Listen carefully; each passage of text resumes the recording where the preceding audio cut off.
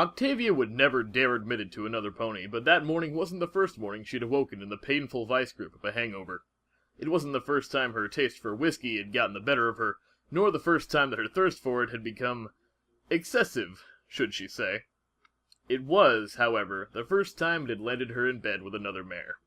She blearily opened her eyes. The open curtains allowed Celestia's sun to invade her retinas in full force, making her clamp them shut again. Then she clamped a pair of hooves to her head and took up the fetal position. The irritatingly familiar sensation that made every noise seem like an out-of-tune violin being played in her skull returned.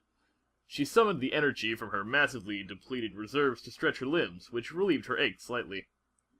Octavia stepped once more onto the breach, opening her eyes to find a fortunately placed cloud was blocking the sun, allowing her eyes to roam freely around the room. She rapidly ascertained that she wasn't at home, and slowly turned her head to the white mare sprawled in the bed next to her. Electric blue-streaked mane scattered over the pillow. She nudged back the covers, revealing the other mare fully. Octavia almost felt like she was identifying a body. Octavia sunk her face into her hooves. Oh, Celestia! What the hay did they serve in that bar? She decided that the best move would be out of the door, post-haste. Sadly, at that moment, perhaps sensing the horrified mare's indignation, Vinyl woke up, blearily rolling over to see the look of complete shock on Octavia's face. She tried a weak smile, well aware of what the situation looked like. Octavia's eyes simply tracked the other mare as she sat up, rubbed her ruby-red eyes with her forehooves, and then planted her trademark shades back over her eyes. A slight shake of the head, and her mane fell into place. Octavia practically retched as the DJ went straight to the kitchen to prepare her breakfast. Wait! Aren't you even going to shower first? Vinyl stopped in her tracks, swiveling around to face Octavia. Whoa, this is my home, Philly. I do as I please, and I'm pretty hungry. Ain't got work till 6 anyways. Besides, you'll probably need the shower more than I do, given how much you were drinking. Octavia tried to suppress her stomach. That she had been with a mare was bad enough, but one so unhygienic, not even attempting to hide her uncouth core. She felt her self-esteem plummet before realizing that, of course, it wasn't her fault. Wait a minute. I'm not just hopping in your shower at your whim. You say I was tipsy, right?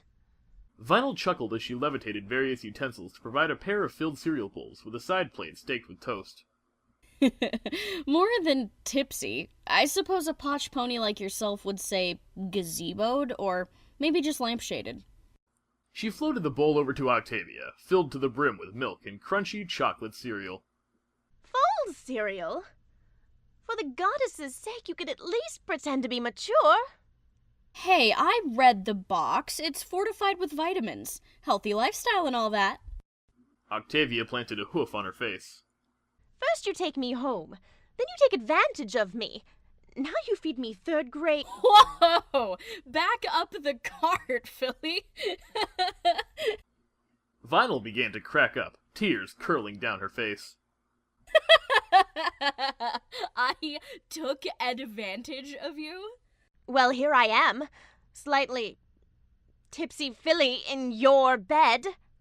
Vinyl paused between mouthfuls of her Cheerios. Assuming, of course, we actually did anything, even if I was that way with mares, you were kinda out of it, Philly. I'm no expert, but you normally need to be awake. I am no drunkard. And would you please stop calling me Philly? Okay. Thank you. Philly. Vinyl shot Octavia a sly grin, then chomped down another mouthful of cereal, enjoying the indignation on the cellist's face. Very witty. Now, if you'll please, I'd like my cello case so I can leave. No problem. It's over there. Besides, it's a bit big for a cello, don't you think?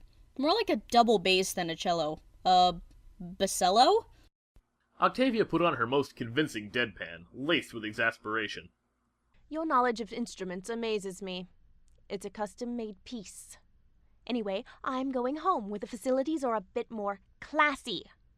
She cast a furtive glance around the apartment, noting the floor had an extra layer of clothes and other debris. She couldn't see what color the actual carpet itself was. 5-star living here. Besides, I doubt you could do much better anyway. Vinyl was still burrowing through her cereal. Octavia halted on her way out the door. More often than not, she simply brushed off challenges, acutely aware of her superiority over most competitors. This mare, however, She felt needed to be shown just how much better she was, especially without that confounded horn to multitask with. I'll have you know I am quite the chef. In fact, wherever are my manners? I haven't even asked your name. Vinyl didn't even wait for her cereal to be swallowed, simply deciding to let her words work around it. Vinyl Scratch, at your service, milady Octavia. She gave a fake bow, then went back to her cereal. How eloquent. I assume you know me from the Musicians Weekly. Vinyl floated Octavia's special issue over to her. Not bad being front cover and all, I'll give you that. Still, not really the place for a chef, huh? Octavia felt her cheeks begin to heat with her temper. I'm a mare of many talents, Miss Scratch. I can turn my hooves to any task. In fact, I'll be more than happy to show you. Assuming, of course, you can escape your strenuous work. I have Thursday off, whenever you want. Okay, Thursday. 7 p.m. Exactly, please. I'll prepare dinner for us, the proper way. I'll leave my card on the side here, and do at the very least shower before hoof. If it pleases my host. Call it a thanks for me taking you in and giving you a bed for the night.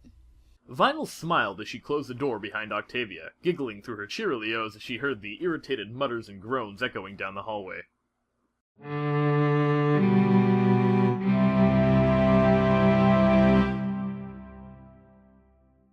Octavia juggled the various utensils and pans simmering away in her kitchen. It was even beginning to dawn on her that the entire three-course meal may be a bit more than was necessary to prove the point. But Octavia had made her bed, and she was willing to lay in it. As long as it was otherwise empty, that is. The daisies simmered in the bain-marie, while she lightly fried some cowslips in olive oil.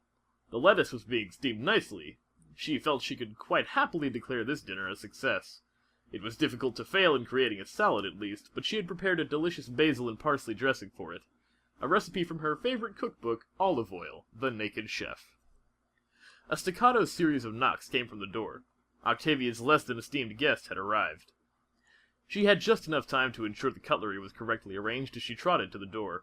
She flung it open and found the light of the hallway reflected straight into her eyes. Covering them with a hoof, she saw her guest in all her inconspicuous glory. What are you wearing? Vinyl stroked a hoof down her new suit, enjoying the small bumps and indents. It's just a little number I used to use for DJing. Thought you said this was a fancy dinner. Yes, fancy indeed. Octavia could barely stifle a giggle as she saw the awkward mare shifting from hoof to hoof. So, why did you appear in a tinfoil suit? Vinyl's cheeks flared up like little volcanoes. Hey, it's not tinfoil, it's sequins. Sequins over spandex. This was classy a few years back. In truth, she simply had no other outfits to wear. Not that she'd let Octavia know that.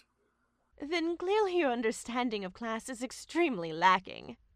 Octavia waved Vinyl in, still wheezing under the force of her laughing. But please, stay away from the light.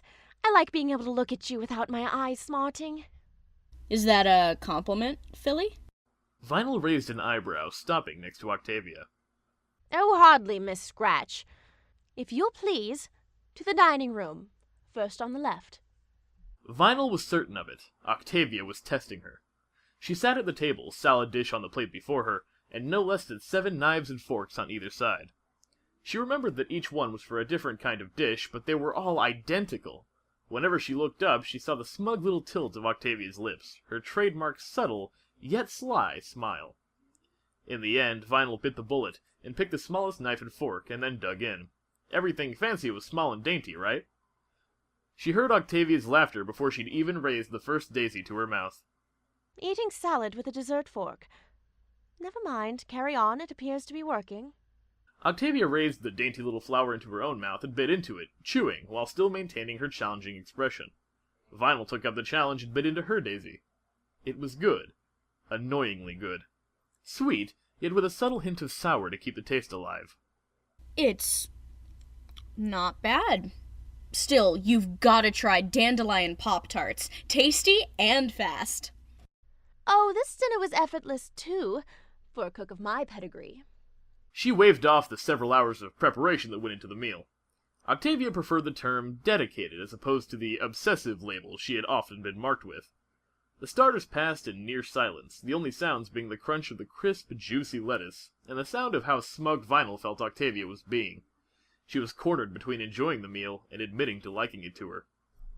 Octavia collected the plates, and within seconds of disappearing into the kitchen returned with a roast marrow carefully balanced on a tray between her teeth.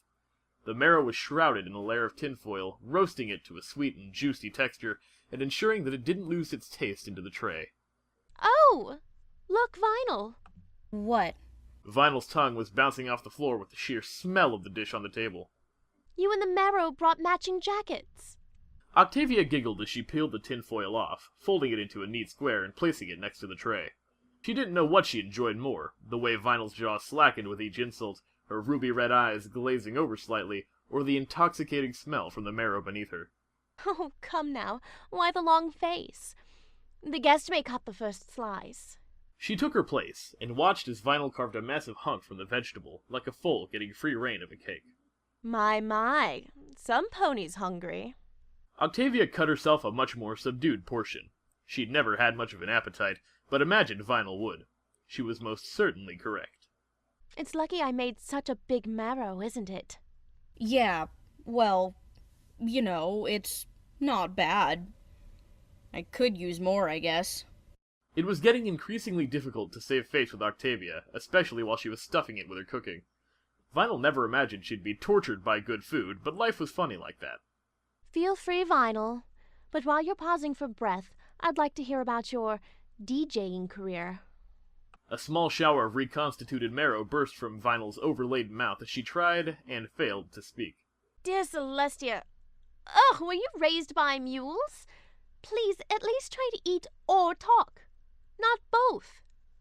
Octavia hoped dearly that none of it had landed on her meal, or on herself for that matter. She sighed with relief when the DJ finally finished her mouthful with as much dignity as she could muster. Not that great an amount, in her opinion. Well, it's harder than you think, because you gotta get the discs just right, and you have to get the right tracks for the audience to keep them going. Oh, and mixing between two tracks takes a lot of practice. Vinyl buried another forkful of marrow deep into her gullet. I'm sure it does, although I can't imagine a cello would be any easier to master. Having learned her lesson, and taken a smaller forkful this time around, Vinyl found it easier to swallow her food before speaking. I don't know, but I played the xylophone in school. Instruments are all the same, right? Vinyl tried to keep her face level as she saw the irritation surface on Octavia's. Well, hardly. Banging a stick on some bits of metal to make jangly noises like a confounded foal hardly takes any talent at all. And rubbing a stick on some wires does too?